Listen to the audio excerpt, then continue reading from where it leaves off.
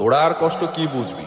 সারাদিন তো ঘরে বসেই কাজ করিস, মাথার উপরে পাখা আর এসি তো চলতেই থাকে, না রোদে পুড়তে হয় না জলে ভিজতে হয় তোদের। চেয়ারে বসেই কি সুন্দর পয়সা কামিয়ে নিস। হ্যাঁ, ঠিকই বলেছেন, আমরা চার দেওয়ালের মধ্যে থেকেই কাজ করি, তাই তো সমাজের ভাষায় আমাদের তেমন কোনো দাম নেই। কিন্তু কি জানেন তো, যা দেখা যায় তা সব সময় ঠিক সত্যি হয় না। এই চেয়ারে বসে কাজ করা অতটা সহজ নয়। এক একটা সফটওয়্যার শিখতে আমাদের এক একটা যুগ লেগে যায়। আর ওই পিঠে ব্যথা থেকে শুরু করে মাজা ব্যথা, এমনকি চোখ জ্বালা দেওয়া। আর আপনার হাতে থাকা ওই স্মার্টফোনটার মতন আমাদের মস্তিষ্কও মাঝে মাঝে হ্যাং করে, কারণ সারাদিন আমাদের মেতে থাকতে হয় কিছু আলো নামক রঙের খেলায়। অনেকে ভাবে এই পেশায় অনেক টাকা, তাই দুদিন বাদে খাবি খেতে খেতে তারাও মরে যায়। ওটা শুধু আমাদের পেশা নয়, ওটা পেশার থেকেও বড় আমাদের একটা নেশা। আর এই নেশার কোনো দিন বা রাত হয় না।